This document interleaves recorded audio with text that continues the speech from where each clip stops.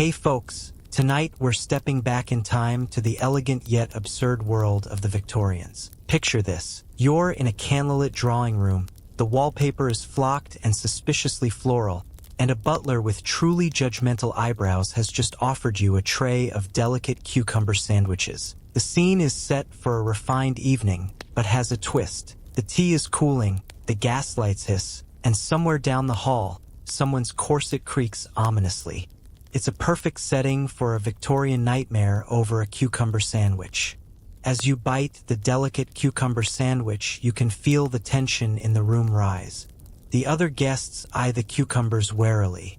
Someone murmurs, "At this hour?" A teacup trembles. Perhaps too late, you realize you've committed a social and gastrointestinal faux pas of the gravest kind. The fear of judgment is palpable, and you're caught in it. So, buckle up for a journey into the bizarre world of Victorian dietary fears, where the mere thought of a cucumber sandwich after dark was enough to send shivers down their corseted spines. You might not leave this with your dignity or digestion intact, but you'll undoubtedly have a good laugh. So, before you get comfortable, take a moment to like the video and subscribe, but only if you genuinely enjoy what I do here.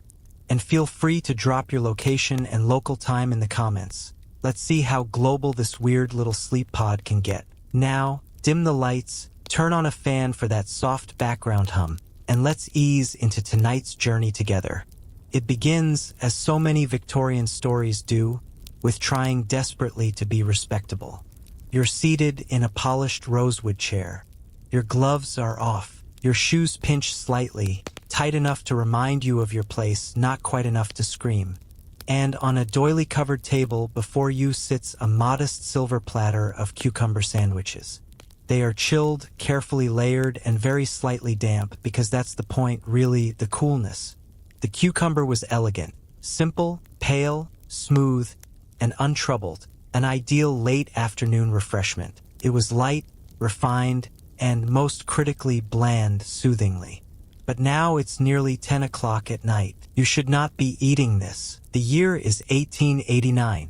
Queen Victoria still reigns under a heavy veil of personal sorrow and widespread empire. You're visiting a cousin in Surrey. She married well. Too well, really. Her house has a conservatory. You envy her ability to host little teas, her footmen, and her ability to sneer just slightly at dairy farmers. The Victorian era was a time of strict social hierarchies and rigid etiquette. At this genteel gathering, someone asks for sandwiches well past dinner time, a bold move. The cook, deeply displeased, delivers a plate with theatrical force. She also knows that cucumber sandwiches after nightfall are an invitation for trouble. The Victorians were many things: proud, peculiar, profoundly buttoned up, but terrified of disruption. And food, though rarely acknowledged as such, was dangerous. Could unbalance humors, cause fits, invite dreams, embarrass your bowels. And the worst offender, that watery, green intruder, the cucumber. Let's pause for a second to appreciate what's in this sandwich. Thin white bread, crusts neatly removed, unsalted butter, and cucumber slices so thin you could read the times through them if you tried hard enough. These were not hearty foods. That was not a midnight feast. That was a quiet panic in culinary form. You chew slowly, self-consciously. Someone coughs. The air feels damper than it did a moment ago. Your hostess leans in and lowers her voice. "You know," she says, "they say it brings nightmares. The cucumber." You laugh softly, Britishly, but it echoes more than it should. Let's rewind. Cucumber sandwiches didn't always carry this weight. In earlier decades of the 19th century, they were a sign of relative wealth. To own a greenhouse, or better yet, a cucumber frame, a specially designed structure for growing cucumbers, was to flaunt your money in leafy green slices. This was the Victorian era, when social status was often displayed through material possessions. But by the late 1800s, something began to shift. Health fads, such as the belief in hot and cold foods, pseudoscientific theories about the effects of different foods on the body, and an endless stream of pamphlets about proper diet, began to suggest that the cucumber was problematic, especially when consumed at night. It was considered cold in both temperature and temperament. a damp, indelicate thing, lacking the robust warmth of a roasted meat or the noble solidity of bread pudding. Worse, it was a food that didn't sit well in the stomach, and the stomach, according to much Victorian thought, was basically where your soul lived. Historians still argue whether the fear was rooted in genuine medical advice, class anxieties, or some combination of both. We know doctors, poets, or anyone's nan did not trust cucumbers. Poet William Cowper once dubbed the cucumber a whited sepulchre. That's right, a biblical metaphor for a tomb. Cucumber. He went for it. And then there's your aunt. Your aunt believes in ghosts and vapors and the collywobbles, a term with no consistent definition but always used with trembling seriousness. She once fainted after a ham sandwich. On more than one occasion, she has claimed that cucumbers give her visions of horses she's never owned. You trust her. So, as you finish your dainty triangle and pat your lips with a napkin that smells faintly of lavender and social dread, you begin to wonder if you'll sleep at all tonight. The room quiets. A clock ticks somewhere. Your cousin, still smiling, suddenly excuses herself and rushes toward the back stairs. You hear what might be retching. The butler sighs. You sip your lukewarm tea and try not to notice the cool, damp weight in your belly. Welcome to the Victorian night. You stay seated, hands politely folded in your lap, but your attention drifts. The drawing room is dim now, and the lamp's glass chimney rattles with every small draft. Somewhere, a grandfather clock strikes 10, then wheezes back into silence. A servant clears away the sandwich platter without a word, as if cucumbers were never there. You begin to suspect that, in Victorian England, something more is happening beneath the surface of this dainty, oddly moist little snack. And you'd be right.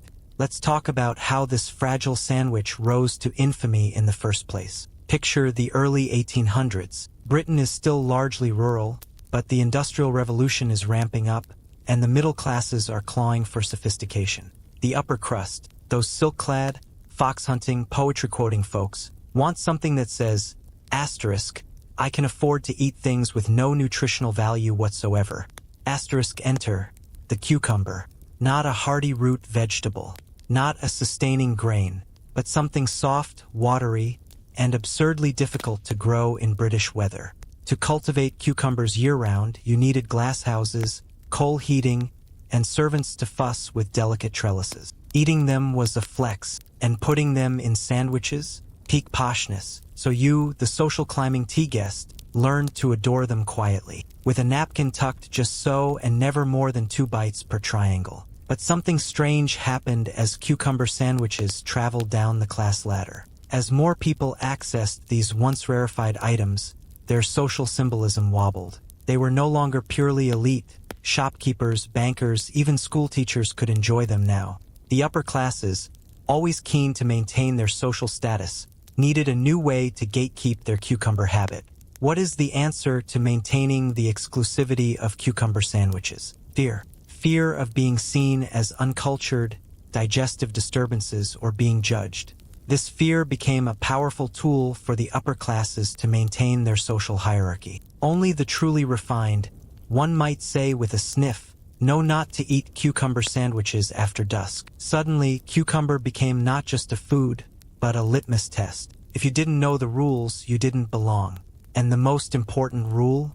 Never at night. By 1870, health manuals and cookbooks began to echo this thinking. You find one such pamphlet in your cousin's reading nook, nestled between Lady Audley's Secret and a slightly singed etiquette guide. It declares in firm italics, the cucumber, though mild in taste, may wreak grievous havoc upon the nocturnal digestion. Grievous havoc. You love that phrase, even as your stomach makes a noise best described as tentative rebellion. The science, of course, is shaky at best. But in Victorian society, it wasn't about real science, but about appearing to care about one's delicate constitution. Digestion wasn't just a bodily function, it was a moral one. People who digested improperly were seen as slovenly, sinful, or worse, foreign. This obsession with upright alimentary function shaped nearly every part of the daily schedule. Meals had prescribed times: breakfast at 8, luncheon around 1, dinner heavy and meat-laden at 6. After that, only the whisper of toast and tea. A cucumber sandwich at 10 o'clock? That was a culinary affront. You're beginning to feel it now, the cold lump of cucumber slowly unfurling inside your gut. Or is that just anxiety? Hard to tell. Either way, you shift slightly in your chair, hoping no one heard the squeaky gurgle your body just made. Across the room, your aunt nods at you, gravely. She knows. There's also the matter of gender. It's not just about class, it's about gender too. You quickly learn that certain foods are deemed masculine: beef, ale, things one might roast or carve. Cucumber sandwiches, on the other hand, are considered thoroughly feminine. They're dainty, quiet, and soft, and that meant women bore the brunt of the sandwich's nighttime stigma. A man might joke about indigestion. A woman, however, was expected to glide through life in a faintly perfumed cloud of restraint. Nighttime flatulence was not on the menu, and cucumbers, you see, had a reputation. They were blamed for bloating, disturbing dreams, irregular pulses, and dreaded night sweats.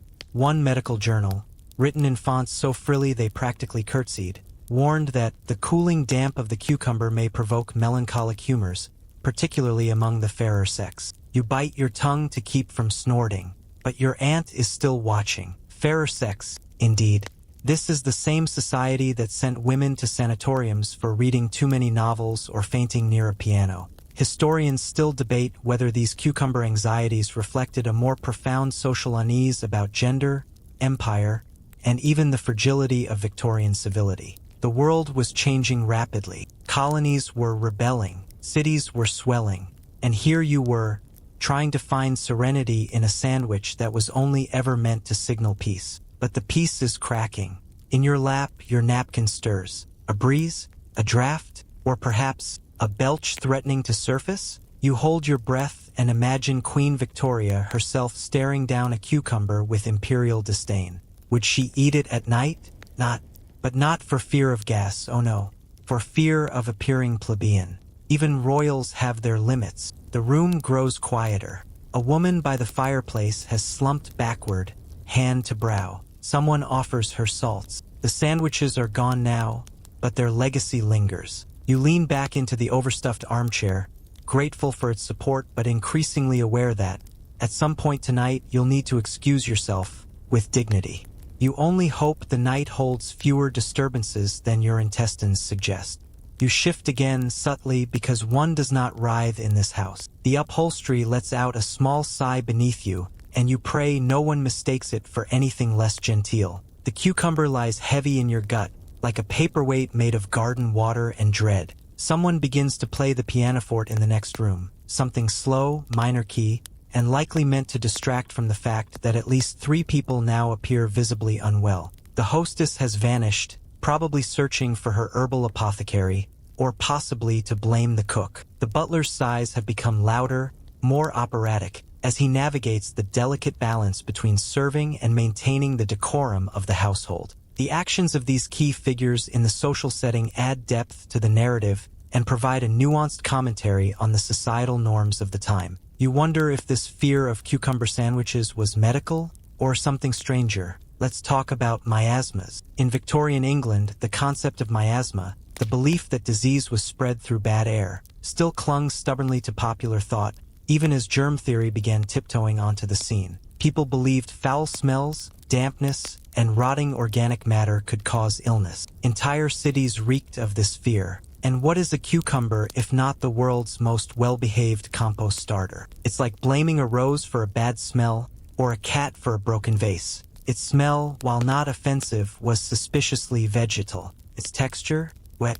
And we all know how Victorians felt about moisture. They didn't even trust sweat, a vegetable that seemed halfway to vapor. To eat something with such a high water content, particularly before bed, when the body was thought to slow and stagnate, was practically inviting miasmas to set up shop in your lungs. You recall now the housemaid earlier today, whispering in the scullery that cucumbers rot in the belly overnight. She had wide eyes and was very firm about it. Rot like river things, she'd added ominously. You're not even sure what that means, but it stuck. One physician of the time, Dr. Fortescue of Gloucestershire, an impressively bewhiskered man, famously wrote that cucumbers confound the belly with dew and cause listlessness of the spirit come morning. Victorian science, ladies and gentlemen, equal parts poetry and indigestion. And then there's the issue of dreams. Victorian dream theory is an absolute delight if you're into pseudo-Freudian nonsense and mild existential terror. They believed that what you ate influenced what you saw in your dreams. Cheese caused fevered nightmares. Pork caused romantic hallucinations. And cucumbers? Cold,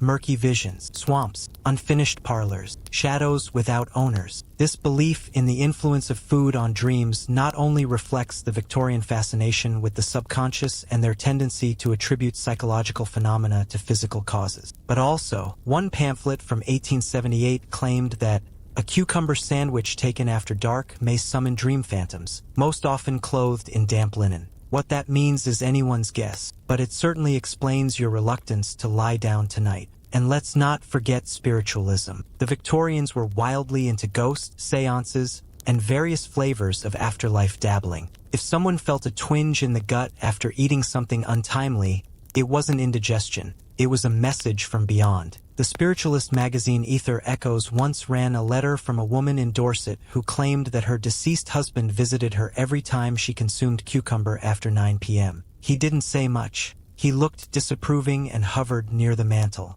You could use a ghost like that right now, someone to tell you if you've made a fatal or socially perilous mistake. And that's really what most of this fear comes down to: propriety. In a society where reputation meant everything, where a single embarrassing incident could ripple across a season's worth of invitations, it wasn't just your health on the line, it was your standing. The weight of these expectations is palpable, like a leaden cloak you can't shrug off. A visible digestive episode? Unthinkable. A poorly timed flatulence during a musical interlude? Social suicide. So you sit, you wait, you clench your teeth, and you remember dimly a time before all this. Your childhood, when cucumbers were crunchy snacks and nighttime meant slipping into the garden to steal them from your grandmother's trellis. No fear then, just the cool snap, the seed-speckled middle, the smell of soil and summer. It's a memory that now feels like a distant dream, a time of innocence and freedom that starkly contrasts with the anxiety of the present. Now you feel no freedom in this room full of whispering silks and gaslight shadows. Only pressure,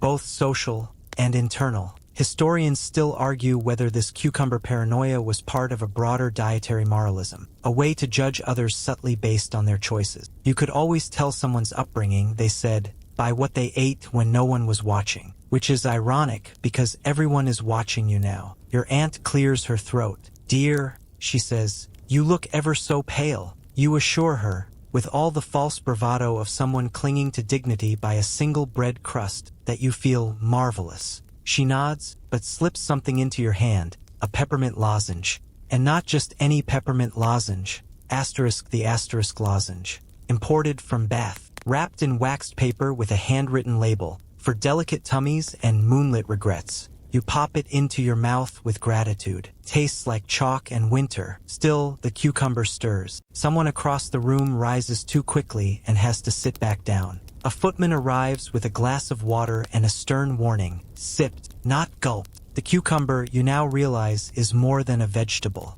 It is a Victorian Rorschach test. Onto it, they projected their fears of decay, loss, the dark, and all that might lurk there. The sandwich was not the cause of discomfort, perhaps, but the vessel for it. A bland Trojan horse bearing the baggage of empire. The cucumber, in its very essence, embodies the Victorian era's complex relationship with fear and control, serving as a symbol of the societal anxieties that permeated the time. You lean your head back. The chair welcomes you.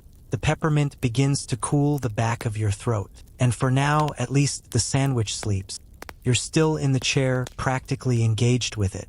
The peppermint lozenge has removed your regret, but the cucumber's quiet rebellion continues. You feel haunted. Not by ghosts, though that's a possibility you're entertaining. No, you're haunted by the idea that a simple vegetable sandwich might unravel your social standing, digestion, and soul. The pianoforte has stopped. The silence it leaves behind is weighty, sticky. You can hear the hiss of the gas lamps, the soft rustle of someone adjusting their bodice, and from somewhere down the hall, a discreet cough that echoes like judgment. And so, While you sit there pretending not to notice the slow disaster blooming inside you, it's time we talk about remedies. Victorians were smitten with remedies. They lived in a perpetual state of mild panic about their health, and they approached everything, from melancholy to hiccups, with a fervor that bordered on the absurd. If a cucumber sandwich at night left you with a stomachache, there was a cornucopia of potions and rituals to experiment with. First on the list, digestive tonics. These were concoctions typically involving gentian root, peppermint oil, and something horrifying called spirit of ammonia. Bottles promised to quell the inner storm or fortify the viscera for moonlight repose. You might have seen a few in the apothecary cabinet earlier this evening, tucked behind a bottle labeled for female vapors. Unfortunately, they mostly tasted like mentholated disappointment. Several were just absinthe and had hats on. Another option was the mustard plaster. Yes, you read that right. A thick paste of mustard seeds, flour, and hot water applied directly to the stomach, or sometimes inexplicably to the soles of your feet. The theory behind it was as murky as the paste itself, but the burning sensation was unmistakable. Some claimed it distracted the humors. Others enjoyed the drama. There were also teas. Chamomile is for the nervous system, fennel is for gas, and something called whorehound, which sounds like a Dickensian insult but is a bitter herb beloved by grandmothers and people with iron taste buds. If you'd confessed your nighttime sandwich sins to a friendly governess, she'd have offered you a steaming whorehound and a stern lecture about self-control. But perhaps the most curious treatment of all? Sleep fasting. This was the idea, popular among certain wellness-minded Victorians, that you must allow the stomach to rest completely before bed. The body, they believed, should turn inward during the night, and digestion distracted it from its moral work. So, if you'd eaten a cucumber sandwich late, you would stay awake until at least 3 in the morning. That way, the body could process the offense while you sat upright, repenting.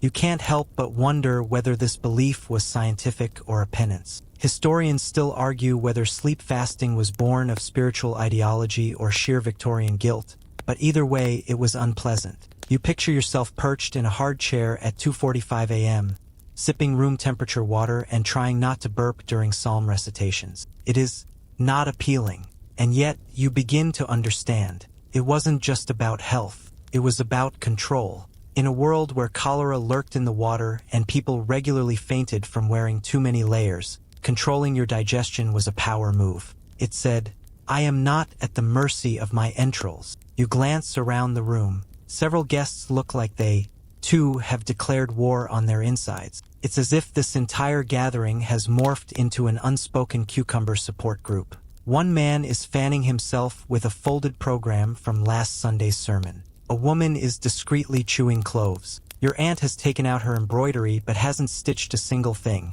Just stabs the needle through the fabric at irregular intervals, like someone trying to punish cotton. This entire gathering has become an unspoken cucumber support group. And you, dear listener, are a founding member. Still, even the most fervent remedy evangelists had their limits. Some folks turned to superstition when medicine failed. You recall now an older cousin, Felicity, fond of lace and rumors, who swore that hanging a silver spoon over one's bed kept digestive spirits away. Others buried a slice of cucumber in the garden before sundown, as if offering it back to the earth would cleanse the body of its effects. Your favorite, though, comes from a particularly eccentric uncle. He claimed that whispering the Lord's Prayer backward after eating cucumber neutralized its internal chill. He was also the kind of man who wore spats in the bathtub, so take that with a grain of very period-appropriate salt. You can't help but smile at the memory. It's the first time you've smiled in at least 40 minutes. Your stomach gurgles again, but this time, it feels less like impending doom and more like the beginnings of détente. Maybe, possibly. Of course, even the most effective remedies only worked if you acknowledged the problem. And that, more than anything, was the essence of Victorian food culture repression. You didn't discuss your ailments. You simply endured them, with posture, with silence, with a shame so refined it could curtsy. It's a shared history that we, as modern readers, can't help but find amusing. So you stay put, hand resting lightly on your abdomen, and let your mind drift toward possible exit strategies. Could you faint? Too obvious. Spill tea on yourself? Tempting but messy. Pretend to be overtaken by a sudden urge to recite poetry? That worked once at a dinner party in Kent, but you don't think you can pull it off twice. For now, you wait. Real or imagined remedies swirl through your thoughts like distant Victorian ghosts. Somewhere in your bloodstream, horehound battles cucumber. Peppermint tries to broker peace. Your stomach sighs. You'll be all right. Probably. You're still seated. It's been 17 polite eternities since the last person spoke, and the silence sits thick as pudding. You wonder idly if anyone's fallen asleep sitting upright, or passed away gently from sheer propriety. Across the room, a particularly starched gentleman begins fiddling with his waistcoat buttons. The way his eyes shift tells you everything. He, too, regrets the cucumber. Solidarity radiates silently between you. It's the unspoken communion of those who have dared to snack unwisely after dark. But let's widen our lens for a moment. If you suffer the delicate wrath of cucumber tonight, you're hardly alone in the grand theater of time. Because they were obsessed with dainty foods, the Victorians had a famously complicated relationship with eating. And meals weren't just meals, they were rituals. Highly coded, deeply psychological, and, frankly, exhausting. Which brings us to an odd question. How did something as simple as a sandwich become an anxiety stage? Let's start with the sandwich itself. The cucumber sandwich was, at its core, a performance. Thinly sliced bread, ideally white and crustless, because heaven forbid your teeth encounter a textural challenge. Spread with butter so sparingly it barely qualifies as present, and layered with the thinnest slivers of cucumber imaginable. It was dainty, it was pure, and most of all, it was designed to not offend. But therein lay the problem. Even food became suspect in a culture that feared anything too intense, flavorful, or passionate. A cucumber sandwich might look innocent, but to a Victorian mind, that was exactly the danger. It was sneaky, suspicious, potentially unwholesome in its paleness. Some food theorists of the time, yes, that was a thing, even argued that such blandness could dull the senses. A diet of too many boiled vegetables and ghostly breads could erode moral fortitude. You begin to suspect this is what's happening to you now. You're not just digesting, you're spiritually unraveling. Historians still argue whether Victorian anxiety about bland food reflected larger concerns about emotional repression, or if it was simply what happens when an entire class of people spends too much time buttoned up in wool and reading sermons. But let's talk mealtime rules. Evening meals were a theater. Every bite, every gesture, every pause was choreographed. You were not just eating, you were performing civility. Servants stood silently nearby, ensuring your needs were met without your ever having to speak. This would be charming if it didn't feel so much like being haunted by polite ghosts. And should your stomach betray you mid-meal with a rumble? Oh no, you'd be expected to cover it with a cough or freeze and pretend it didn't happen. One woman in Surrey was reportedly so mortified by a digestive noise that she threw herself into a bush on the veranda and claimed she'd seen a bat.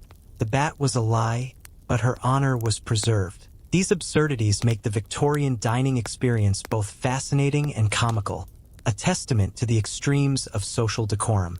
And yet the food kept getting lighter, less offensive, more symbolic than nutritional. It was as though the upper classes believed they could ascend into purity by subsisting entirely on watercress and whispers. And you sit here now, part of this same ceremony, slowly realizing that the fear of the cucumber sandwich is not about cucumbers. It is about control, the kind that seeps into your mind and gut until you no longer know where manners end and martyrdom begins. Your cousin, seated to your right, sighs deeply and excuses himself. His napkin falls to the floor and is retrieved by a footman who seems to materialize from the wallpaper.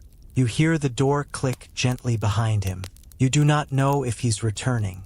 And oh, wouldn't that be nice? To leave? But no, that would require an admission, an acknowledgement that you are, in fact, in gastric peril. And you, like any self-respecting Victorian dinner guest, would sooner perish than admit weakness. So instead, you fantasize about supper trays. These were the more relaxed meals, served in bedrooms or drawing rooms, typically for those considered too fragile for the main event. A cozy meal of poached eggs, soft puddings, and tea. No need for corsets, no judgment, just food, sleep, and the occasional fainting spell. What would it take to qualify for one? Emotional collapse? Strategic whimpering? Or perhaps you could claim a sensitive constitution, a highly respected condition in your social circle. Of course, sensitive constitution was Victorian code for all manner of things: general anxiety, post-breakup melancholy, or the psychological aftermath of one too many regrettable hors d'oeuvres. And then, like a blessing from above, the tea trolley arrives, a beacon of hope in this sea of cucumber-induced anxiety. It rolls in like a savior on wheels, silver pots gleaming, cups rattling, and a stack of tiny biscuits that promise nothing but neutrality. You could weep. You nearly do. The tea is poured. It's Earl Grey, of course it is. Hot and citrusy, it cuts through the cucumber fog like a well-mannered sword. As the heat spreads through you, soothing and mildly caffeinated, you believe the sandwich's reign of terror is ending. Maybe. You nibble a biscuit with the cautious reverence of someone just returned from the brink. It tastes like powdered forgiveness, a small but satisfying victory in this battle against the cucumber sandwich. And for now, that is enough. The tea is working. You feel warmth blooming in your belly, curling around the cold core of cucumber, regret like a flannel blanket tucked by a maid who disapproves of your choices but still wants you to sleep well. This maid, a silent observer of your dietary decisions, symbolizes the societal norms and expectations that govern your every move. Your hands stop trembling. Your posture relaxes just slightly. You dare to exhale through your nose without fearing a ripple of intestinal unrest. This progress. You notice the woman across from you, Lady Pembroke, perhaps, or someone else with an equally lace-heavy name, has paled significantly. Her teacup rattles ever so slightly in its saucer. Her gaze is glassy. Yes, she too is under siege. And suddenly, you're not alone. Around the parlor, tiny signs emerge. A gentleman gently massages his temples, and a young girl covertly presses a lavender sachet to her chest. One poor soul has begun to fan himself using the program from The Importance of Being Earnest, mouthing Oscar Wilde quotes like a prayer. In this shared fear, you find a sense of camaraderie, a feeling of belonging to a unique and quirky community. It's a bond that transcends time and space, uniting our shared experiences. This isn't a tea party, it's a battleground. And the enemy? Cucumber. Not just a harmless vegetable, but a symbol of the many fears and superstitions that plagued Victorian society. Its mere presence on the dinner table could spark a wave of anxiety and discomfort, as it did in the parlor that night. But why did Victorians view this cool, watery vegetable with such suspicion? Let's dig into the myths, yes, myths that surrounded it. To begin with, cucumbers were considered untrustworthy. This wasn't just because they were cold or bland. No, this belief stemmed from long-standing European ideas that vegetables, especially raw ones,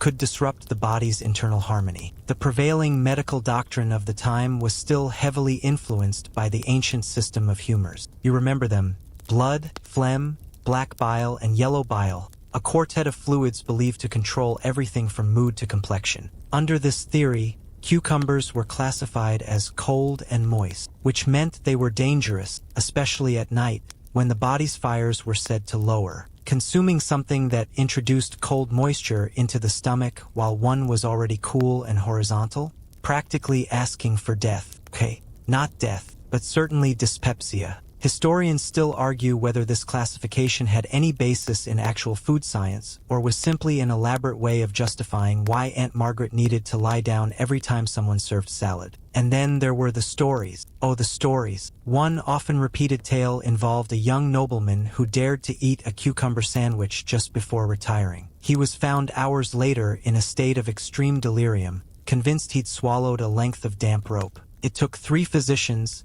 2 leeches, and a prolonged reading of Paradise Lost to restore him. Another popular legend claimed that if sliced too late in the day, cucumbers absorbed lunary vapors, that is, moonlight. And moonlight, as everyone knows, can drive you gently and politely mad, especially if it's paired with dairy. You chuckle, the sound escaping your lips like steam from a tea kettle. The absurdity is mounting, but so is your sense of kinship with these people. They didn't fear the cucumber because they were silly. They feared it because they lived in a world where everything could go wrong, and often did. The sheer absurdity of their beliefs brings a sense of amusement to the situation, reminding us of the whimsical nature of human history. No refrigeration, no antibiotics, no Wikipedia. In such a world, cucumbers were a gamble, especially at night, and not just because of digestion. Oh no, the Victorians believed the nighttime body was different, vulnerable, prone to spiritual interference. It was widely held that during sleep your soul roamed. Yes, roamed, like a house cat with insomnia.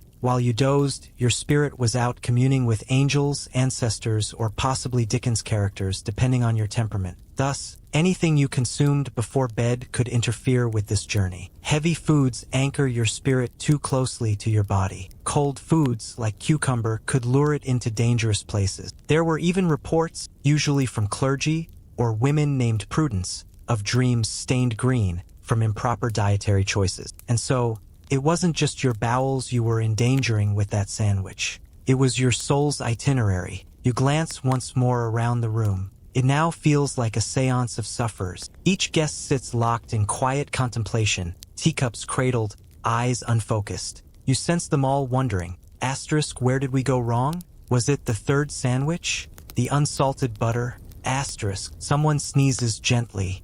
A woman stirs her tea 3 times counterclockwise, an old folk remedy to dispel the cool humors. You didn't know that earlier, but you do now. This is what it truly means to enter the Victorian digestive mindset. You are one with the lore. You begin to remember snippets from etiquette manuals, ones that warned against damp salads after 8 p.m. or advised placing a handkerchief between oneself and a chilled plate. Even tableware could be suspect. Porcelain cooled too quickly, you see. Best stick to silver or well-aged pewter. And so, here you are, a living relic folded into a world that feared a vegetable. Not because it was deadly, but because it was unpredictable. Because it reminded them that bodies were fallible, and nighttime made them worse. The tea is cooling now. The parlor clock ticks on. Someone starts humming God Save the Queen under their breath, as if invoking national pride might stabilize their insides. You finish the last bite of biscuit, just crumbs,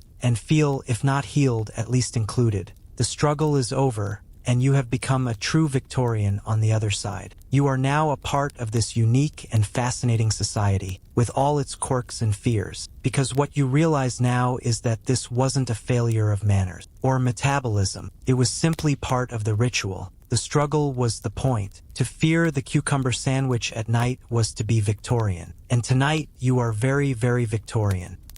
The parlor has entered that curious phase of the evening when everything slows, but no one dares be the first to leave. You sit motionless, fingers curled politely around your teacup, half listening to the faint clink of silver spoons and the distant sigh of someone adjusting their corset. The cucumber has settled, asterisk slightly asterisk, but not enough to risk sudden movement. Across from you, a gentleman in an aggressively pinstriped waistcoat attempts to revive the conversation. He speaks of travel, specifically, a recent excursion to Bath, where the water was alarmingly tepid. A bold choice of topic, considering how many digestive tracts in this room would currently benefit from mineral springs and prayer. And yet, you engage. You nod. You murmur something agreeable because that's what's expected of you, even as your abdomen murmurs something less polite. During this lull, this final, slow swirl of conversation, your host introduces the digestive savior of the Victorian world, the cordial.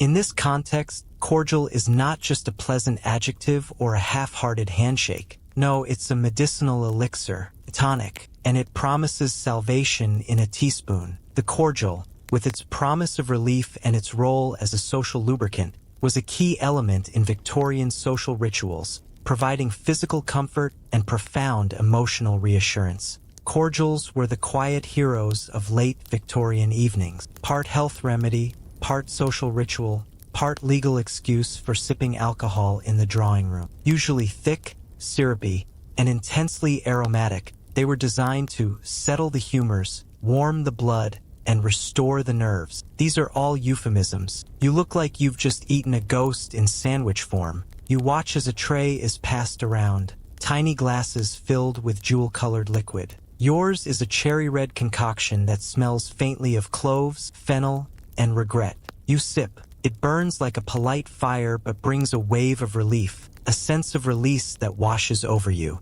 You feel yourself uncurling, the tension in your stomach easing. Historically speaking, many of these cordials were packed with ingredients we now side-eye with suspicion: laudanum, opium tincture, cannabis extract, or extract of beef, which is precisely what it sounds like, and somehow worse when mixed with cinnamon. Historians still argue whether these mixtures helped digestion or made people too woozy to care. Either way, the results were consistent: fewer complaints, softer conversation, and a room full of people staring vaguely into the middle distance like cats on morphine. You feel it kick in now, that gentle haze around the edges of your thoughts. The cucumber, while not vanquished, has been lulled into a truce. You imagine it curling up like a sleepy ferret inside your stomach, pacified by syrup and social compliance. There's something almost comforting about it all, about how, in the absence of science that worked, the Victorians created systems that felt like they did. Digestive crisis? Here, have a spoonful of brandy laced with medieval herbs. Stomach anxiety? Rub this nutmeg paste on your temples and recite the Psalms. And it worked, if not physiologically, then emotionally. Because belief, as it turns out, can be just as powerful as bicarbonate. You recall now an old remedy booklet you once leafed through in a forgotten corner of your aunt's library. It recommended, quite seriously, that any after-dinner discomfort could be cured with one of three things: a brisk walk with a lace-trimmed parasol, a silent prayer to Saint Erasmus, patron of abdominal distress, or the gentle application of warm flannel. That last one sounds wonderful. As the cordial continues its quiet mission through your bloodstream, your mind drifts to the Victorian cult of flannel. Yes, it existed. Flannel wasn't just a fashion choice. It was a medical necessity. It was believed that wrapping the midsection in layers of wool helped prevent chills, maintain digestive integrity,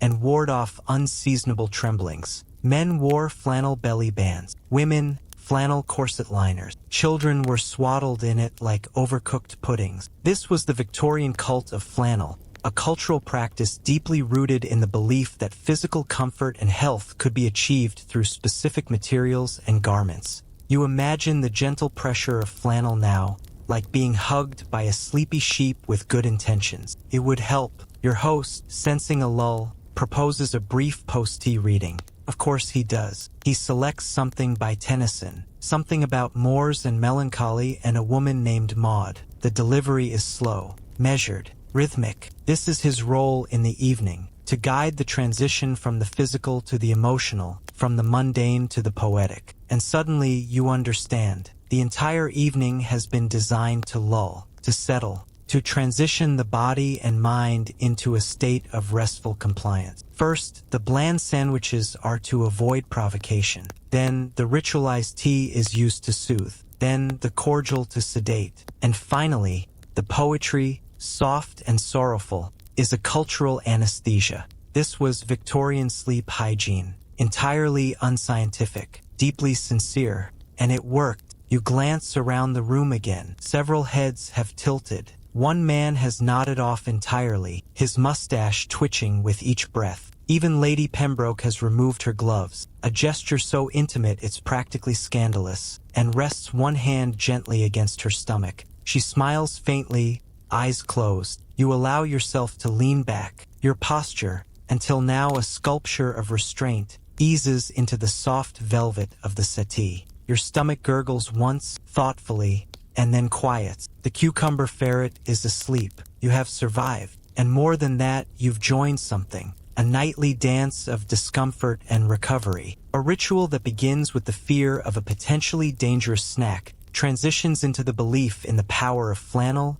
cordial, and poetry to mitigate that danger, and ends with a sense of unity and strength. This dance, this shared experience, is the essence of the Victorian social rituals and their emotional significance. Cucumber sandwiches were feared not because they were deadly, but because they reminded everyone how fragile they were, how close we all are to unraveling, how desperately we want to believe that a bit of flannel, cordial, and a stanza or two of Tennyson can keep us whole. In this shared belief, you find a sense of unity and strength, and you feel the depth of the emotional significance of these Victorian rituals. And tonight could be The candles are burning low now, their flames shrinking like shy thoughts. The parlor's air is thick with lavender and stories. Someone has opened a window just an inch, letting in a wisp of night air that smells faintly of coal smoke and chrysanthemums. You shift in your seat, finally, without fear of an intestinal revolt. You've made it past the worst of the cucumber incident,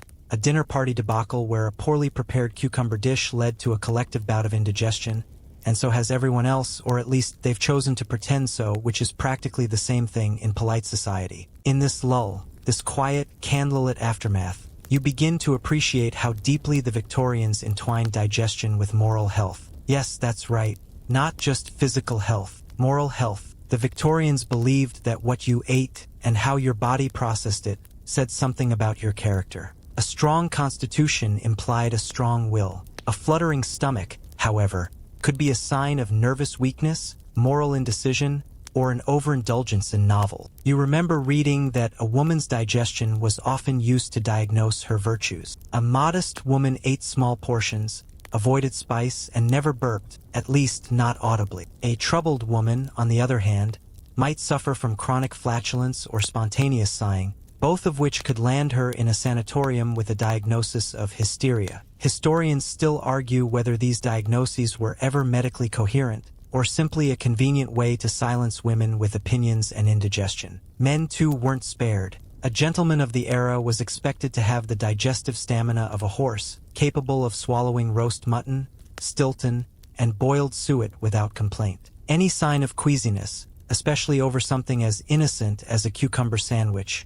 risked labeling him a fop or worse, a poet. The sheer absurdity of these dietary norms is enough to make one's stomach turn in disbelief. And so, stomach troubles were rarely discussed plainly. They were couched in euphemism, masked by politeness, or blamed on changes in the weather. In this twilight hour of the party, it's here that someone brings up the diary of a dyspeptic clergyman, a slim, semi-fictional volume published in 1878. You vaguely recall it from a cousin's bookshelf, the lamentations of a country vicar who suffered nightly torments from improperly prepared vegetables and theological uncertainty. The book became oddly popular, not because it was medically accurate, but because it articulated something unspoken, the fear that your stomach might betray you more often than your friends. It provided a humorous relief from these societal fears, fostering a shared understanding transcending social status. One passage stands out. The vicar writes, "I consumed a slice of cucumber with the gravest suspicion,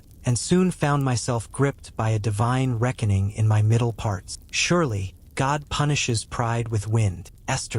You feel for him. It wasn't just about digestion, it was about dignity. In Victorian society, to suffer digestive woes was to court humiliation. You couldn't clutch your gut or excuse yourself without risking social exile. Instead, you practiced what was called internal fortitude, a fancy phrase for pretending everything was wonderful even as your intestines attempted escape. The societal pressure to maintain this facade of well-being was a heavy burden, a struggle that many faced. You now realize why flannel, cordials, and carefully staged meals mattered. They weren't just health measures. They were armor, a means of controlling the uncontrollable. But the more profound truth? Most Victorians were always a little unwell. With their odd diets, questionable water sources, and reliance on pickled everything, gastrointestinal distress was likely the default state. The fear of cucumber wasn't absurd. It was just one slice of a much bigger worry pie, a symptom of an age obsessed with self-control and terrified of internal chaos. And the cucumber, that cool, slippery saboteur,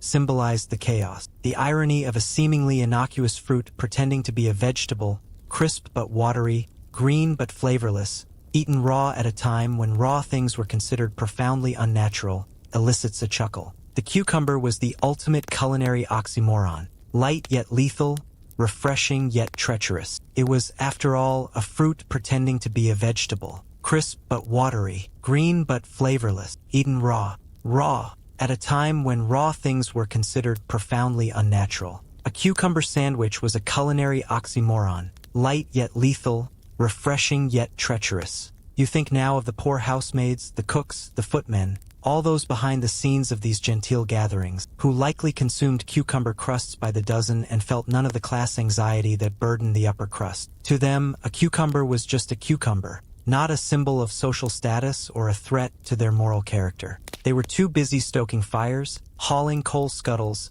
and baking off the day's indigestion with the sheer force of physical labor. No time for fretful sipping or moral self-reflection. And yet, even among them, tales of the dreaded night cucumber lingered. You'll find murmurs of its danger in folk remedies and regional warnings. One Welsh saying warned, "A man who eats cucumber past dusk walks with the grave." In parts of Yorkshire, it was said cucumbers called foxes to the gut. Whatever that means, it doesn't sound peaceful. So it wasn't just Victorian elites who feared it. The fear was cultural, widespread, and oddly sticky. You glance at the sandwich tray, now mostly empty except for one lonely triangle of pale bread and green menace. No one dares touch it. It is like a relic, proof of your earlier recklessness and current survival. The parlor clock chimes again, softer this time. Perhaps it too is digesting. You shift again, still no rebellion from within. You might even be able to stand, carefully, slowly, like a Victorian deer testing the moors after a heavy luncheon. There's a collective rustling now. Guests began to gather their gloves and hats, to murmur their farewells. You prepare to do the same, but pause. Tonight was not merely about snacks and stomachs. It was a slow-motion dance with danger, a ritual of resilience. It was cucumber roulette, and somehow you've won. You've navigated the treacherous waters of Victorian dietary norms and emerged victorious. It's a testament to your resilience in the face of societal pressure. The parlor has taken on that dreamy, end-of-evening hush by the time you rise gingerly from your tufted seat. This kind only settles in after a full meal, several teaspoons of medicinal syrup, and the successful evasion of abdominal catastrophe. Your host has drifted toward the door to offer valedictory nods and ambiguous platitudes like, "Such a delightful calm this evening," and "Do mind the damp on the steps." There's a shared, unspoken understanding among the guests. We survived the cucumbers and did so with grace, posture intact. You step into the hallway, which feels longer than you remember, carpeted, narrow, and dimly lit by gas lamps designed to evoke the atmosphere of an enchanted forest but succeeding mainly in making you squint. As your gloved fingers trail lightly along the wallpaper, green damask with an unfortunate cabbage motif, you realize it's time to confront the next phase of the evening, the carriage ride home. Yes, the journey home, a prospect that would be entirely unremarkable in the 21st century. But in Victorian London or Brighton, Bath, or even sleepy Chiswick, the ride home after supper could become an episode of digestive peril. Victorian carriages, you must understand, were not built for comfort. Most were designed by people who believed that springs were a frivolous indulgence and that sitting on what felt like lacquered kindling was character building. The more elegant the exterior of your carriage, the more splintery the interior.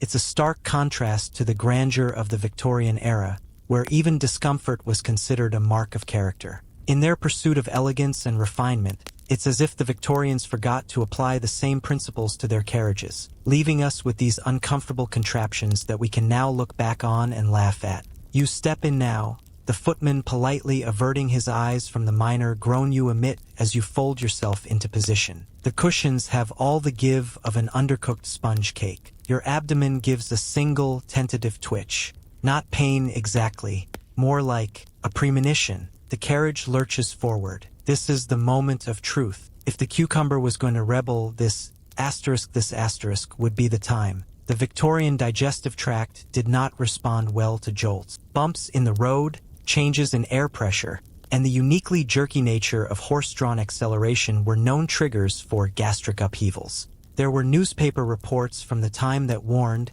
in somber tones, about the dangers of postprandial motion. Some physicians even recommended remaining upright for at least 3 hours after consuming vexing vegetable. One enterprising inventor tried to patent a reclining rickshaw for delicate ladies. It failed mainly because it looked like a fancy wheelbarrow. You pass through the gates now, your driver expertly navigating cobblestones that were last repaired during the reign of William IV. Every rattle is felt. The peculiar momentum of indigestion magnifies every bounce. And yet you hold. It might be the flannel, cordial, or the concentrated will of a person who refuses to let a sandwich win. But you remain upright, breathing deeply and imagining yourself as one of those stoic marble busts, expressionless, eternal, and utterly untroubled by gastric bloating. To distract yourself, you peer out the small, fogged window. The streets are quiet, just the occasional flicker of a lamp or the shuffle of a newspaper boy wrapping up for the night.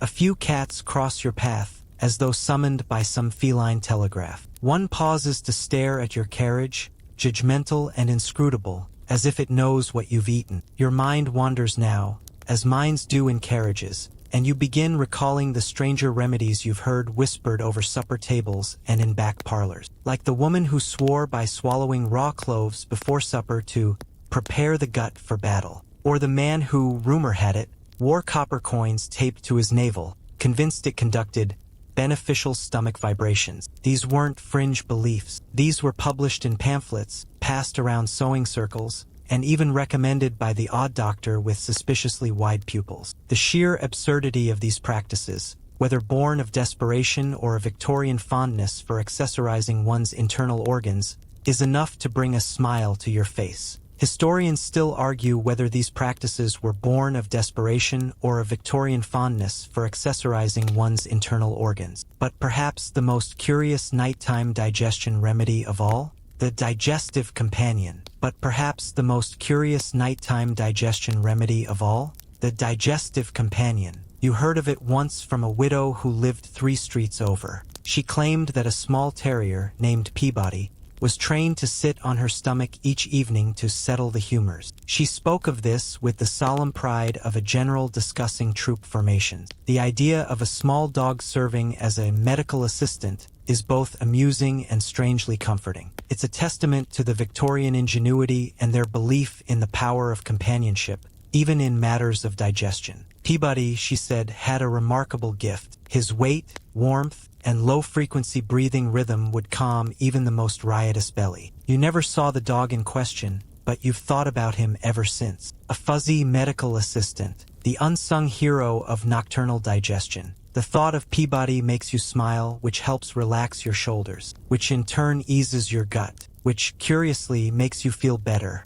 Perhaps the old widow was onto something after all. The carriage is approaching your street now. The familiar row of iron railings, the gas lamp that constantly flickers blue, the shopkeeper's sign still swinging from the earlier wind. Your driver pulls gently to a stop. You step out, not with confidence, but with the air of someone who has stared death, or at least discomfort the face and walked away upright. Your home welcomes you with quiet. The housekeeper has gone to bed. The fire is low. The silence wraps around you like a heavy shawl, and the cucumber sandwich becomes less of a threat, more of a story, something you endured and perhaps might even laugh about one day. In a soft voice, after some tea, you climb the stairs slowly, still cautious, but no longer fearful. Each creak underfoot feels reassuringly real. You've survived the ride, the sandwich, the social scrutiny, the quiet duel between dignity and digestion. The sense of triumph in overcoming these challenges is comforting as you make your way to the final sanctuary. And now, the final sanctuary awaits, with its immaculate, slightly overstarched sheets and decorative pillows shaped like small loaves of bread. The bed judges you with its impossibly tight corners. The Victorians, you recall, took bedtime quite seriously. It wasn't just about rest but routine, a sacred ritual of self-discipline and, oddly enough, status. The bed, it seems, is a silent witness to this nightly farce. You begin the elaborate process of disrobing, slowly, cautiously, no sudden movements. The cucumber, while silent for now, is not entirely forgotten. It lurks in your memory like a carriage fare unpaid, a comical reminder of the Victorians' peculiar beliefs. It's like a scene from a farcical play, with you as the unwitting lead and the cucumber as the mischievous prop. First the gloves, then the brooch, and then the layers of clothing that require not so much undressing as unpacking. Each layer peels away with a soft shush of fabric, revealing the next like a Russian nesting doll of linen, wool, and social anxiety. The Victorians were not just getting ready for bed, but staging a performance. You're down to your nightclothes now, pure white like you're preparing to haunt someone politely. The cotton is coarse but familiar. You slip under the covers, which are heavy enough to press the sins of the day back into the earth, or at least your mattress. And now begins the final dance of the evening, your digestive nighttime defense protocol. The Victorians, you see, didn't just hope for good digestion. They engineered it like a military campaign. On the bedside table sits a small arsenal, a bottle of peppermint cordial, a cloth bag of chamomile, a tin of chalk lozenges, and an emergency vial of essence of ginger root suspended in alcohol. There's also a ceramic hot water bottle shaped like a foot, because warmth to the toes encouraged proper peristalsis. Who knew? It's like they were preparing for a war, but the battlefield was their stomachs. You start with the peppermint cordial, just a sip. The taste is bracing, medicinal, and slightly aggressive, like a polite slap from a nurse. Settles oddly well. You lie back and begin to think about other strange things the Victorians did in bed. No, not that. Keep your thoughts PG-13. It's a sleepy story, remember? For instance, they believed that sleeping with the head elevated was crucial. Not just for breathing, but to prevent your stomach contents from sliding into the heart zone, causing melancholia, unladylike dreams, or sudden nocturnal blasphemy. Historians still debate whether this was a misinterpretation of early medical diagrams or a generational superstition. Pillow stacking was therefore an art. Too few and you were vulnerable to reflux of the soul. Too many and you risk a cricked neck condition which, in 1874, was briefly listed in a London health manual as fatal in nervous temperament. Pillow stacking was therefore an art. Too few and you were vulnerable to reflux of the soul. Too many and you risked a cricked neck, a condition which, in 1874, was briefly listed in a London health manual as fatal in nervous temperament. You fluff yours just right. Outside, the streets have gone silent. The last of the lamplighters has passed. You hear the muffled clop of a horse somewhere far off, maybe headed home from a much less turbulent supper. Perhaps someone whose sandwiches didn't fight back. Your room smells faintly of lavender and soap. You can hear the house settling, wooden beams releasing their complaints into the darkness, floorboards groaning as if reliving a long day. The sound is oddly soothing. You begin to feel your body surrender to stillness, a calmness washing over you like a gentle tide. It's a moment of peace in this otherwise whimsical world, a tranquil oasis amid Victorian eccentricities. But the Victorian brain, like yours, often did its worst work after dark. You recall some advice from a newspaper column titled Hints for the Nervous Sleeper, circa 1891.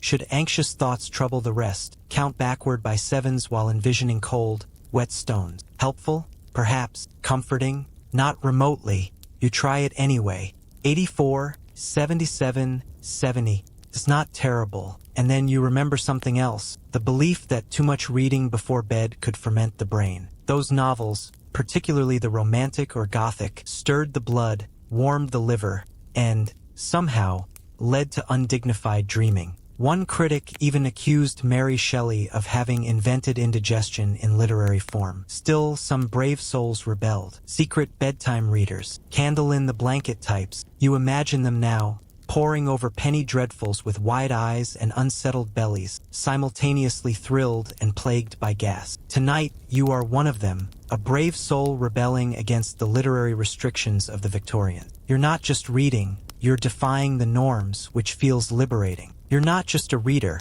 you're a revolutionary, challenging the status quo of bedtime literature. It's a small act of defiance, but makes you feel powerful in this otherwise whimsical world. Your eyelids are heavier now. Your limbs have gone foggy. You listen to the soft rhythm of your breath, like waves brushing a distant shore. The cucumber sandwich seems far away. A footnote in the evening. The story of someone else. Perhaps even someone fictional. But then, just before sleep takes you, you remember one final thing. A footman's tale whispered over the port. Cucumbers could become bitter if left too long on the vine, not just in taste but in intent. That overly mature cucumber stored malevolent humors. Eating them in the darkness invited dreams of serpents and regret. It's a bizarre belief that adds a whimsy to the Victorian bedtime routine and a good chuckle to your modern bedtime story. Who knew a cucumber could be so sinister? You smile despite yourself. Victorians and their vegetables. Still, you make a mental note to buy radishes tomorrow, just to be safe.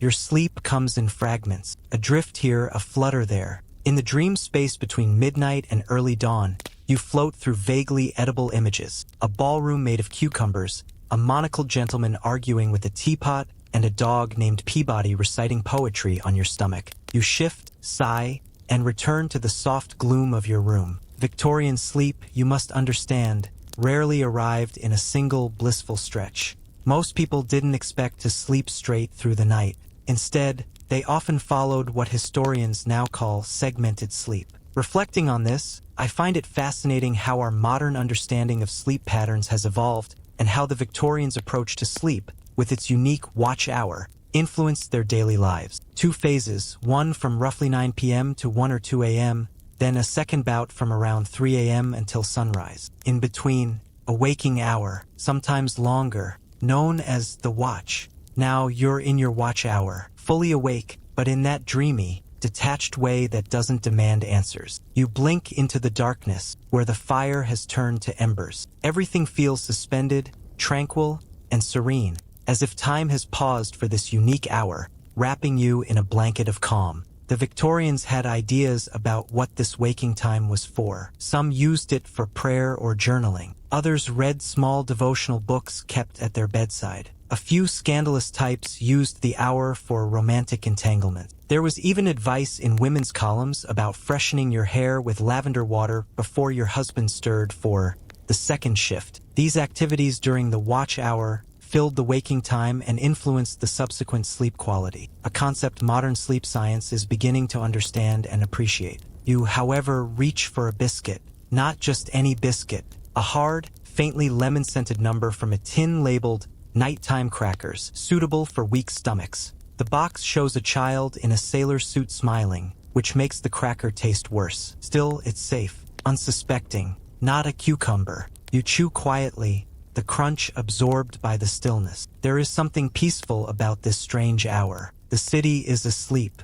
No carriages, no clocks striking. Just the quiet hum of your digestive organs, content for once to remain neutral. This was also the hour when household spirits were said to walk. These were not ghosts in the traditional sense, but manifestations of the anxieties and fears that often plagued the Victorians. Maids would whisper about hearing sloshing sounds from the scullery spirits polishing spoons, rearranging crockery, or mourning over improperly chilled aspic. Not ghosts exactly. It's more like digestive anxiety given shape. Maids would whisper about hearing sloshing sounds from the scullery, spirits polishing spoons, rearranging crockery, or mourning over improperly chilled aspic. You glance toward the hallway just to be sure. No spirits, just that one creaky floorboard sighing like a bored ant. The absence of any spectral presence adds to the calm and tranquility of the watch hour, allowing you to fully embrace the unique sleep patterns of the past. Historians still argue whether these tales were sincere beliefs or just clever ways to explain the groans of old houses and the odd consequences of late-night snacking. Either way, it's comforting to think that somewhere,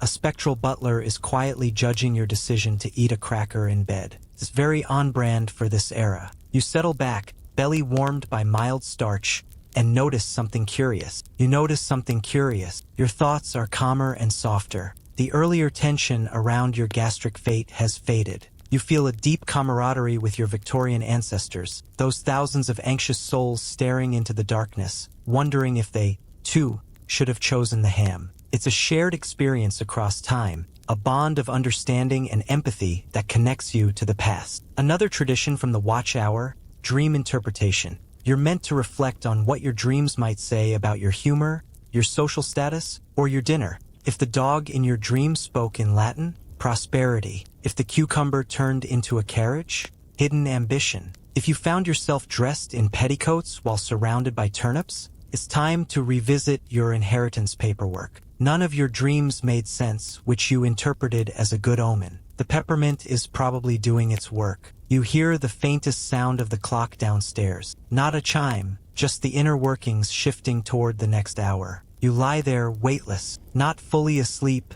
not quite awake. At this hour, you are allowed to do both. A creature between phases, between centuries even. Cucumberless and proud, embracing the unique sleep patterns of the past. Your breath settles into that long, ribboning rhythm again. The kind that wraps around your thoughts and gently pulls them toward the other side. And now, like the Victorians before you, you prepare to surrender to second sleep, that deeper, dreamier state where the cucumbers can't reach you. Second sleep, a common practice in the Victorian era, involved waking up in the middle of the night, engaging in quiet activities, and returning to a deeper sleep. This practice reflected the segmented sleep pattern and a cultural norm allowing introspection and relaxation during the night. You turn onto your side, pull the covers higher, one last glance at the ceiling, where shadows play out their harmless dramas. Somewhere in the house, an old pipe gurgles, a distant cat yowls, someone in a neighboring home sneezes. These sounds blend into a nighttime symphony,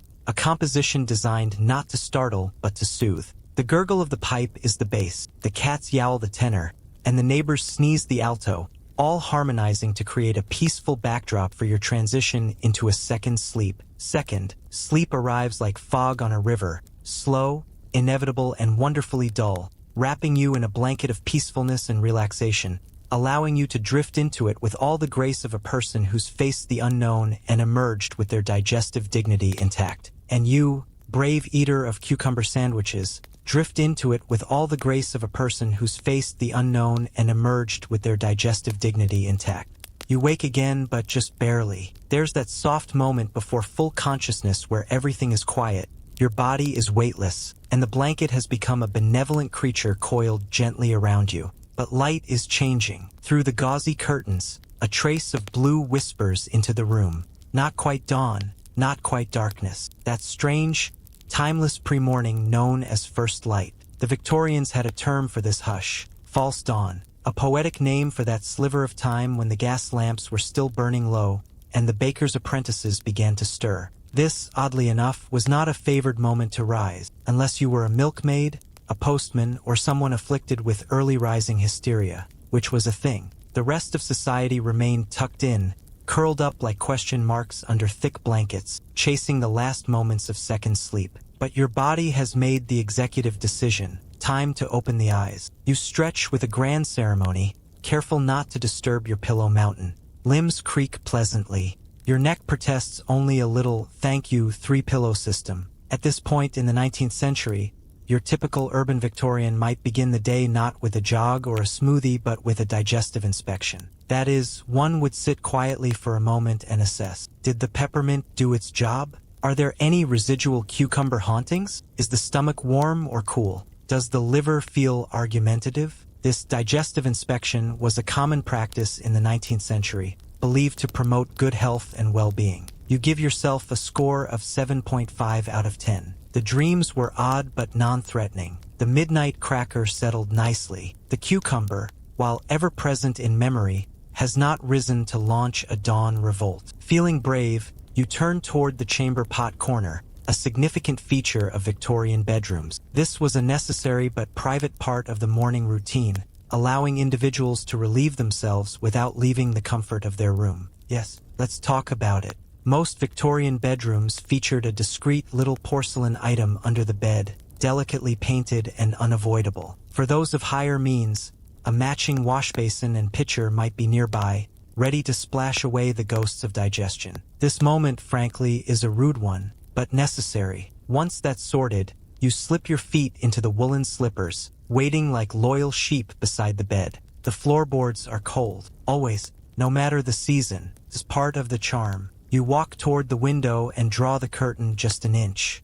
The street is gray-blue, quiet, and faintly damp. A milk cart rumbles by, its wheels muttering over the cobblestones. A paperboy coughs somewhere in the distance. And you feel triumphant. Because you did it, you survived a night with a cucumber sandwich on your conscience. It's a small victory, but a victory nonetheless. You smile sleep-mussed and victorious, and begin the morning ritual. The Victorians adored a ritual involving cold water and moral fortitude. This comforting routine, a familiar dance of splashing water and brushing hair, brings a sense of reassurance and stability to the start of your day. It's a comforting anchor in the ever-changing sea of life. You splash your face. It's shocking, like licking a window in January. You brush your hair, noting with satisfaction that it has remained in its assigned position. The peppermint cordial has influenced more than just your digestion. Your scalp feels strangely calm. You reach for your dressing gown, flannel,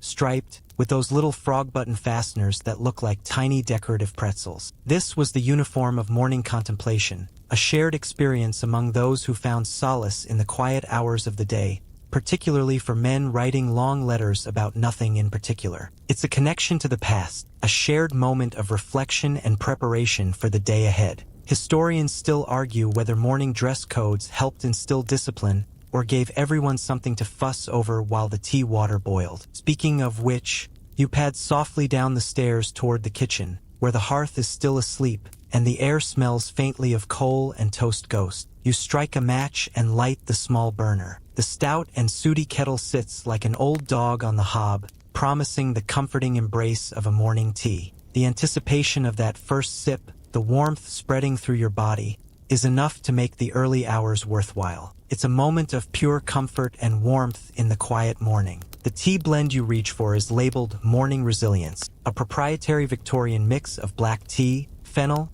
and something no one can quite identify but which tastes faintly of pencil shavings. This blend was believed to invigorate the senses and prepare one for the day ahead, a comforting start to the morning. You sleep, you wait, and while you do, you reflect. Last night wasn't just about cucumbers. It was about all the odd, beautiful, anxious little rituals people cling to when the lights go out, when the world shrinks to a single room, a single breath, a single stomach refusing to settle. You feel a kinship with those long-ago souls who tossed and turned beneath heavy quilts, wondering if their supper would undo them, who trusted in peppermint, posture, and pillow pyramid, who believed, sincerely and sweetly, that the right blend of herbs could quiet the chaos within. You take a sip of your tea. It's warm, not too bitter, slightly earthy. The fennel dances on the tongue like a shy Victorian niece at her first ball. Outside, the light shifts again. More blue now. The blue suggests things might be okay after all. And you? You are awake, wrapped in flannel, and still inexplicably thinking about cucumbers.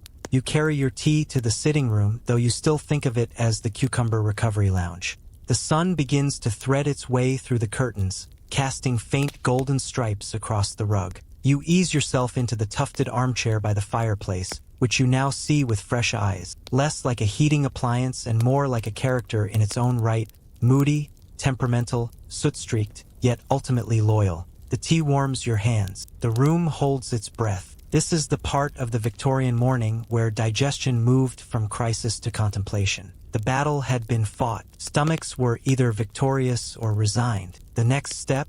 Writing about it.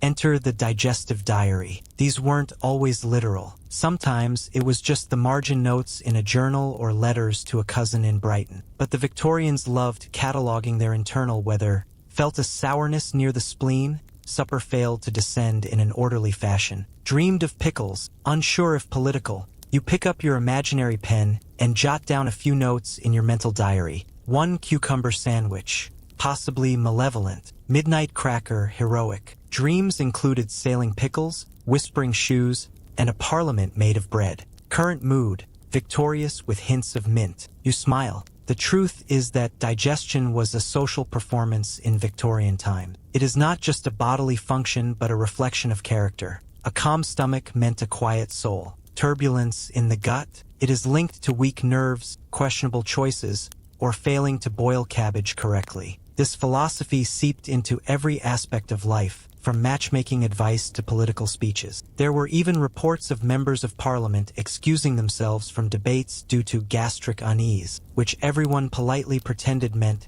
too much pie. The humor in these societal norms is undeniable, adding a touch of amusement to the otherwise serious Victorian culture. And who could forget the stomach tonics, lining pharmacy shelves like tiny glass sermons? You recall one from last week, Dr. Hensley's harmonizing syrup, for ladies of restless digestion and active imagination. Its label promised calm bowels, musical dreams, and the courage to face both cucumber and mother-in-law with equal grace. Historians still argue whether these tonics had any real medicinal value or merely offered a placebo wrapped in Victorian charm. Either way, the labels were works of art, and the ingredients list was a roll call of botanical optimism. Gentian root, laudanum, and powdered hope. You take another sip of tea. The cup is nearly empty, and the world feels manageable. Looking around the room, you notice the small touches, the tassels on the lampshade that never sit straight, the faint impression of last night's reading on the armrest, and the way the fire tools lean like gossiping older men. You decide not to dress yet.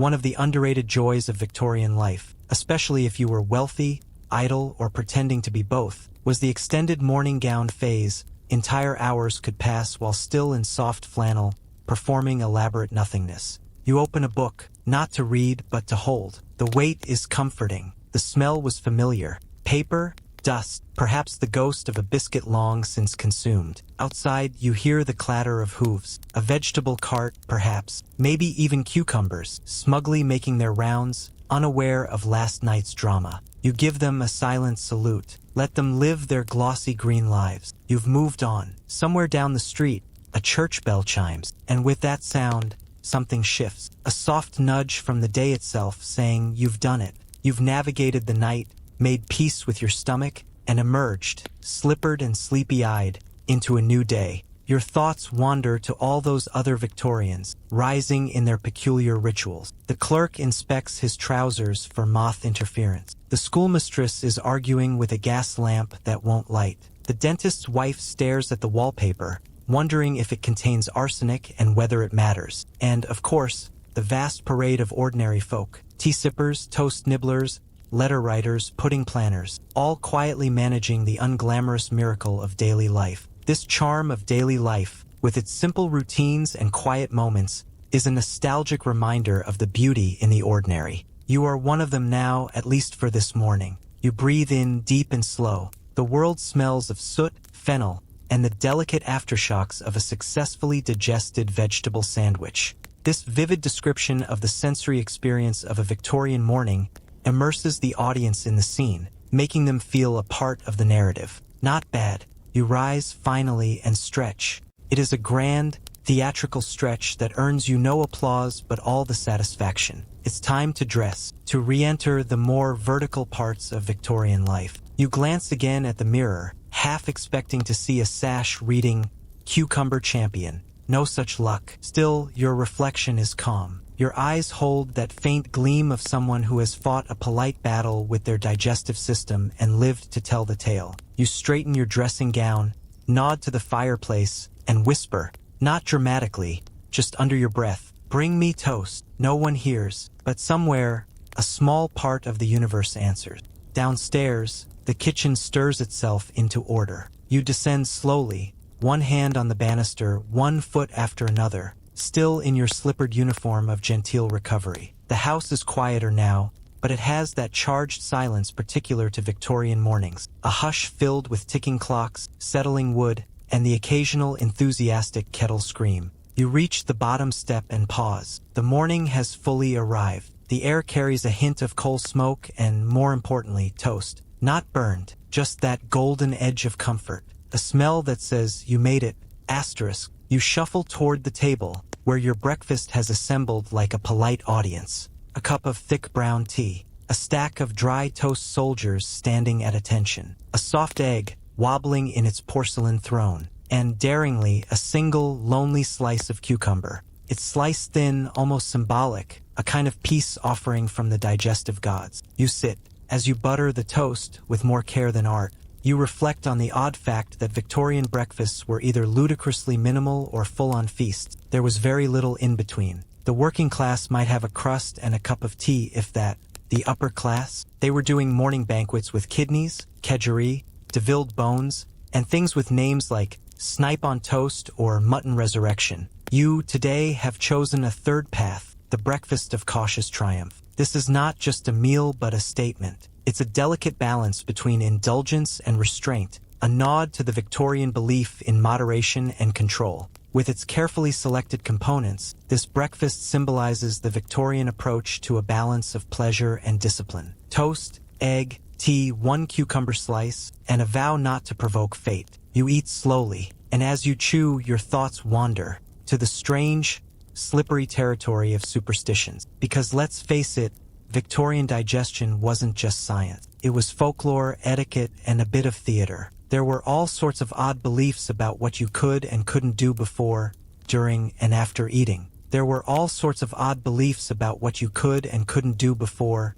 during, and after eating. No reading aloud at the table invites indigestion. No laughing with your mouth full lets in bad air. There are no cucumbers after sundown unless you've recently seen a chimney sweep or walked around a yew tree thrice. Though seemingly strange to us now, these beliefs were deeply ingrained in Victorian dining culture, reflecting their complex relationship with food and etiquette. Historians still argue whether these rules were rooted in any real medicine or just made up by someone's aunt during a slow afternoon. You sip your tea. The cucumber remains untouched, patient, ominous, gleaming like a villainous coin. It is the focal point of this breakfast, a symbol of the Victorian struggle for control and tradition. You're not afraid of it, not anymore, but you do acknowledge its power. After all, this entire nocturnal saga, this journey through peppermint dreams, pillow avalanches, gaslight flickers, and silent digestive negotiations, was sparked by one humble sandwich. And in that way, the Victorians were proper to be wary. Their mistrust of cucumbers wasn't just about stomachs. It was about control. The idea that something cold, wet, and vaguely foreign could undo your entire night's rest. Something was threatening about a vegetable that didn't submit to cooking, that refused to be softened, transformed, or properly tamed by heat. Cucumbers were, in essence, uncivilized, and in a society obsessed with refinement, polite forks, well-pressed trousers, emotionally stifled eyebrows, that was enough to make them suspect. You finish the toast. The egg is soft and reassuring. The tea was nearly gone. And now, the moment of decision. You reach for the cucumber. It wobbles slightly on the plate, shines under the gaslight. It is cold. It is green. It is unrepentant, and you eat it. One bite, cool, watery, a whisper of something vegetal and distant. It tastes like summer, like awkward salads, like everything and nothing. You swallow. Your stomach, like a weary soldier, doesn't even blink. You sit back in your chair and exhale. There is the final trial, and you pass. A wave of relief washes over you, knowing you've navigated the breakfast table with dignity and respect for the rituals. You've triumphed over the cucumber, a symbol of control and tradition. There it is, the final trial, the cucumber sitting on your plate like a green challenge. And you passed. You picked it up, looked it in the eye, and ate it. A wave of relief washes over you, knowing you've navigated the breakfast table with dignity and respect for the rituals. Outside, the sun has climbed a bit higher. You hear the distant shout of a delivery boy, the metallic clatter of milk cans. The world is fully awake. You feel dignified, like someone who has looked the cucumber in the eye and refused to be cowed, respected the rituals, honored the peppermint gods, and still emerged with their digestive dignity intact. You feel a deep sense of respect for the Victorian customs and the role they played in shaping breakfast traditions. It's a nod to the past, recognizing the customs that have shaped our present. You rise from the table. The plate is empty. The tea leaves have formed a vague shape, such as a seagull or Queen Victoria doing a cartwheel. You take it as a sign. Today will be a good day. You're not entirely sure what to do with it. Maybe read. Maybe walk. Perhaps sit in your chair and look thoughtfully Victorian. But whatever it is, it will be done with the quiet pride of someone who has survived the night.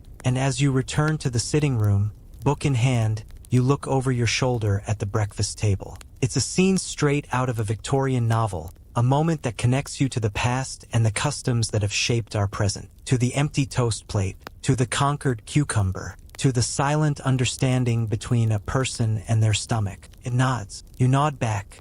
Upstairs again. The morning is gentle now, and you feel it, in your limbs, breath, and bones. The whole house has softened around you as though it has exhaled. You move slowly through the rooms like a ghost with excellent posture. On the dressing table, the hairbrushes lie bristle up in their silver trays, reflecting a bit of sunlight and dust. A faint smell of lavender powder lingers in the air, mingling with the distant clink of someone polishing spoons in another part of the house. It's a sound you now understand not as annoying but as deeply reassuring. Routine, continuity, digestive calm. You lean on the windowsill and gaze down into the narrow back garden. Someone, possibly the butler's cousin or a roaming footman, has put out a small table with leftover crusts for the birds. Sparrows hop around it like fussy customers, selecting bits with surgical precision. You watch them. There's something extraordinarily peaceful about their movements. They live outside cucumber superstitions,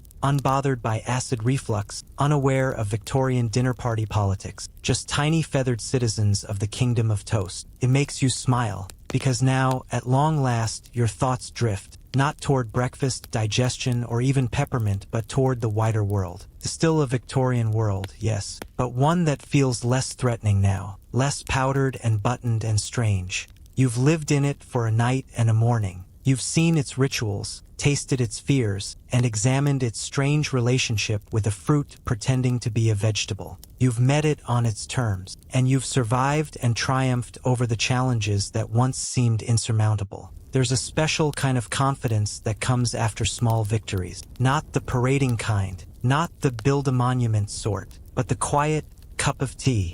I didn't die in my sleep from a sandwich sort, the kind that makes you straighten your shoulders just a little more. You return to your chair by the fire, your throne now, truly, and pick up that book, still unread, still full of promise. And this time you do read. Not the heavy stuff, not theology or empire or the poetry of damp mornings. Just a few random pages of a novel where everyone faints and no one eats anything remotely suspicious. A pleasant world full of swoons, waistcoats, and excellent digestive systems. You pause now and then to let your eyes blur, because the real magic of this moment isn't the book, fire, or even the sense of triumphant digestion. It's the slow unfurling of peace. And peace in this house doesn't arrive with trumpets. It arrives like this, with the tick of a clock you'd stopped noticing, with the sigh of cushions adjusting under your weight, with the gentle whisper of fabric as you shift and settle deeper into rest. This is the end of the cucumber saga. The true victory wasn't just eating it.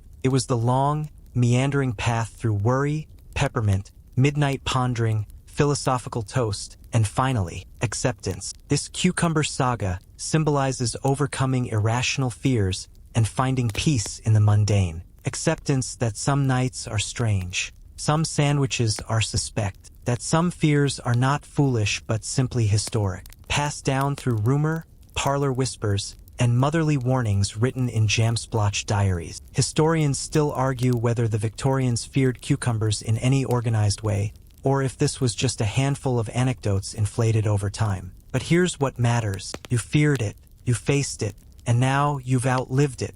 You closed the book, not because the chapter's over, but because your eyelids are drifting shut like theater curtains after a long performance, signaling the end of a dramatic and eventful day. You breathe in once more. The room is warm. The day outside is gently rustling through leaves, birdsong, and muffled human ambition. You let yourself slip into that slow, golden part of waking sleep. Not quite dreaming, not quite thinking, just floating through a Victorian morning where everything smells faintly of toast and nothing is urgent. Not anymore. Not today. And with that, let your shoulders relax. Let your hands rest on the soft fabric of your chair or the smooth coolness of your blanket. Let the sounds of this old Victorian house fade into the gentle hum of your breath. You've traveled far tonight, though you never left your bed. You've moved through flickering gaslight and cautious midnight steps, through the heavy velvet curtains and the faint herbal scents of lavender and rosemary, all wrapped in the strange comfort of rituals designed to soothe a society apprehensive about its internal organs. And along the way, you laughed a little. You softened into the rhythms of another era. You allowed yourself to believe, just for a while, that a cucumber sandwich might carry a terrible power. Now there's nothing more to do. No more toast to butter. No more teacups to drain. No more ghosts of digestive unrest to chase around the drawing room. Just this moment, a moment of pure, unburdened relief. No more toast to butter. No more teacups to drain. No more ghosts of digestive unrest to chase around the drawing room. Just this moment, still, warm, safe. This is your sanctuary. A place of comfort and security where you can let go of the day's worries and rest peacefully. If your eyes are heavy, let them stay closed. If your body is still, let it restfully. You've made it through a long night and an odd story, and in doing so, found the kind of peace that doesn't need explaining. Let the last echoes of Victorian slippers and distant chimes fade away. Let sleep find you, slow and deep, wrapping you in a cocoon of tranquility. And if you dream of cucumber sandwiches tonight, may they be light, crisp, and entirely non-threatening.